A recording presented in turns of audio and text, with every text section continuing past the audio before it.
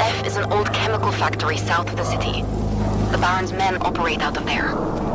Tell me I'm gonna find the bear in there. No guarantees. But it's no coincidence they're active in the area. Dying Light. The Beast was supposed to be DLC, then Techland looked at what they had built and turned it into a standalone game, and now the entire fanbase wants to know one thing. Is this a full Dying Light experience, or are we paying full price for content that should have been an expansion? I'm here at Adoogez to give you the straight answer with zero filter.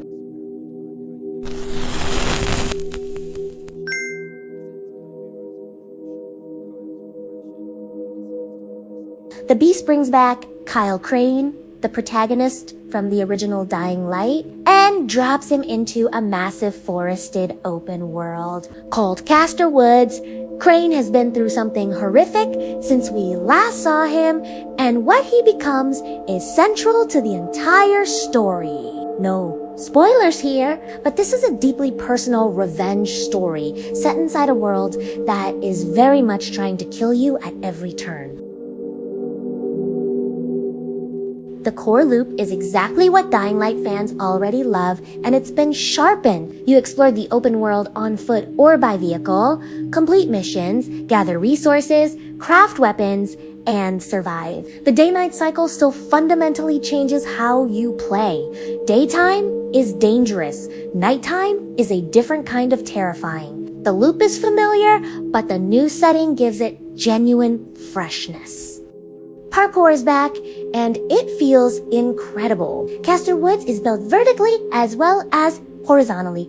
Ruins, cliffs, industrial structures, all designed to be traversed fluidly. Chaining movement across environments feels satisfying in a way that few open-world games manage. It never gets old. Every rooftop sprint and last-second ledge grab reminds you why this series owns this mechanic.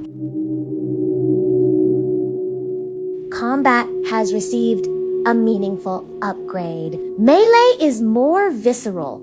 Weight, impact, and timing all feel tighter than Dying Light 2. Crane also has new abilities tied to what he's become, giving you a progression system that unlocks powerful and satisfying skills over time. You're never grinding mindlessly. Each unlock feels earned and changes how you approach situations in the open world.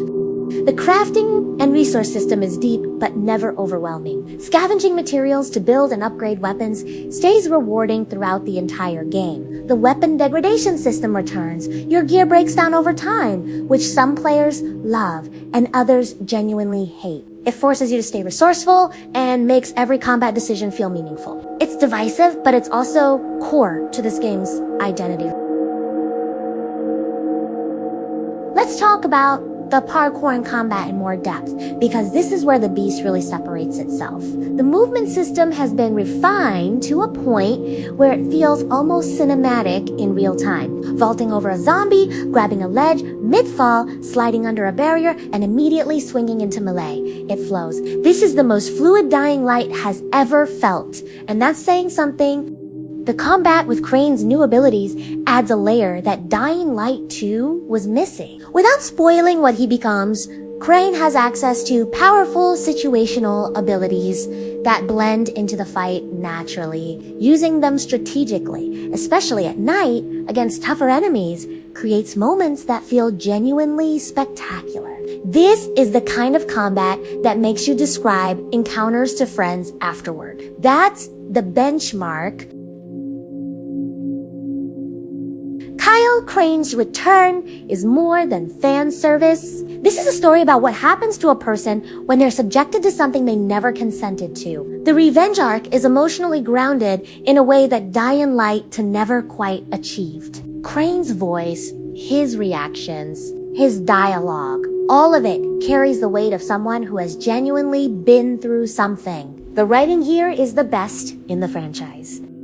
Castor Woods as a setting is a serious achievement. Compared to the urban environments of the previous games, this forested open world brings a completely different kind of tension.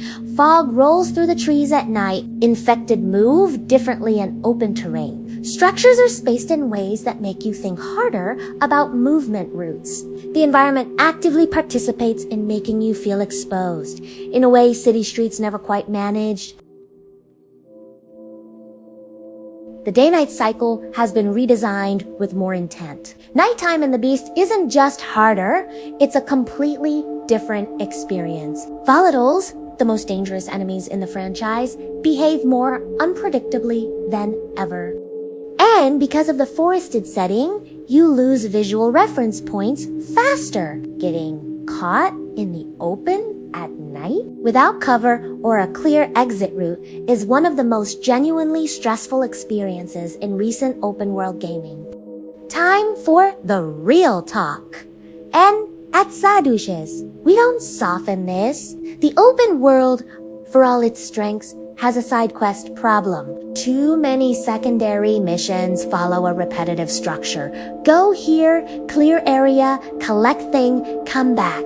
In a game with this much mechanical richness, the side content doesn't always live up to the main story's quality. It's filler in a game that deserves better.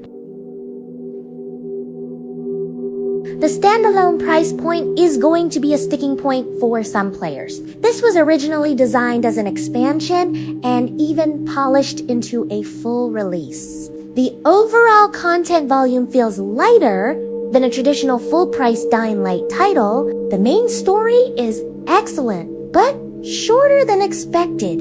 And once you've completed the main campaign, the open world's longevity depends entirely on how much you enjoy the moment-to-moment gameplay loop. On the technical side, PC players at launch reported inconsistent frame pacing in densely forested areas where foliage rendering pushes the engine hard. Console performance was generally more stable, but not without occasional dips in high-action sequences. Neither version is broken, but for an open-world survival game where split-second parkour decisions matter, unexpected frame drops are felt more acutely than in slower-paced games. So, DLC turned full game? Was that the right call? Yes! Dying Light. The Beast earns its standalone status. If you loved the original Dying Light, and you've been waiting for something that recaptures that specific energy, this is a buy at full price. Kyle Crane's return is handled with genuine care. The movement is the best in the series, and Castor Woods is a setting worth exploring. If you're coming in fresh to the franchise, start with Dying Light 1 first. This game rewards returning players in ways that newcomers won't fully feel. If the price gives you pause, given the original DLC Origins, waiting for a sale is a completely reasonable call. My final score is an 8.4 out of 10. A focused, mechanically excellent survival horror experience that justifies its existence as more than just an expansion.